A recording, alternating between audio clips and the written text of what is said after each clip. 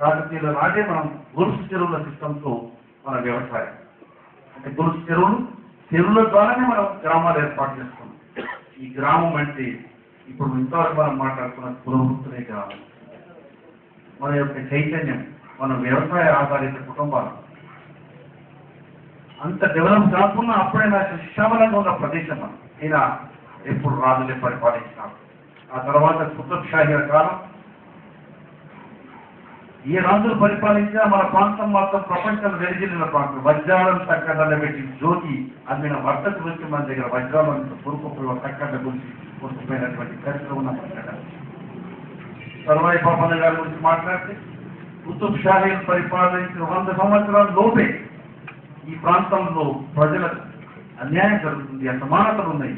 ప్రజలకు అధికారంలో ఉండాలన్న ఈశ్వర సర్వాయి పాపన్న మన ప్రాంతంలో ఇక్కడ జన్మించడం, ఒక చిన్న సామాన్య కుటుంబంలో జన్మించి ఆయన బాధ్యతగా ఒక ఈ యొక్క సామాజిక న్యాయంతో మనం ముందుకు వెళ్ళాలన్న బలహీన పడుగు వర్గాలకు రాజ్యాధికారం కావాలన్న విజయంతో వాళ్ళకు అసమానతలను తొలగించాలన్న ప్రయత్నంలోనే సర్వాయి పాపన్న చరిత్ర మనం ఇప్పటివరకు కూడా పెద్దలు చేసినారు, మనందరికీ కూడా తెలుసు. ఆ క్రమంలో ఆయన సామాన్య కుటుంబం నుంచి కూడా ఇటువంటి వ్యవస్థలు ఏర్పాటు చేసుకున్నది మనకు చాలా పెద్ద స్ఫూర్తిగా ఉండాలి. ఇప్పుడు తెలంగాణ ఉద్యమంలో ఇన్ని వేల మంది ఇంకా ఇన్వాల్వ్ అయినప్పుడు మరి ఈ ఉద్యమంలో ఎంత పట్టుండాలని మనం ఆలోచించాలి. కాబట్టి ఇప్పటికీ మనం సర్వాయి పాపన్న స్ఫూర్తి తీసుకుని ఒక్క వ్యక్తి నలుగురిని తయారు చేసుకొని మొత్తం కుతుబ్ షాహీ ప్రాంతంలో కూడా ప్రతి దగ్గర కూడా ఇంతకుముందు చెప్పినప్పుడు కేరళ టైప్ ఆఫ్ టీమ్స్ ఏర్పాటు చేసుకొని అది కావాల్సినటువంటి వనరులను కలుపుకొని ప్రజలకు ప్రతి అంటే ఇంతవరకు చరిత్ర చూసిన ఏ రాజైనా ఎవరు ప్రజల కోసం పోరాడినా ప్రజలకు పంచిపెడుతూ ఆ క్షణంలో ప్రజల యొక్క దాహం తీరుస్తూ అందజేసిన వ్యక్తులు మన చరిత్రలో సర్వాయి పాపన్న మనకు తెలుస్తాడు. కాబట్టి ఆ స్ఫూర్తితో మొన్న కరీంనగర్ గుట్టలు సంవత్సరం అవుతుంది.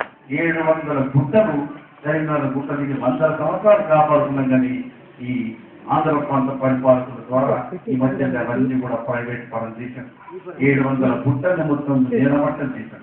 ఆ క్రమంలో మేము తెలంగాణ ప్రజాప్రతినిధులు మిగతా అందరం కలిసి కూడా సర్వాయి పాపన్న ఉస్మానాబాద్ ఏరియాకి సర్వాయి పాపన్న గుట్టం అక్కడ వెళ్ళి ఆ కార్యక్రమాన్ని ఆపి కార్యక్రమం దృష్టికి తీసుకెళ్లేసి ఈ గుట్టలను ఏమాత్రం తీసే అవకాశం ఉండదు, మేము ప్రొటెక్ట్ చేస్తామని చెప్పడం జరిగింది.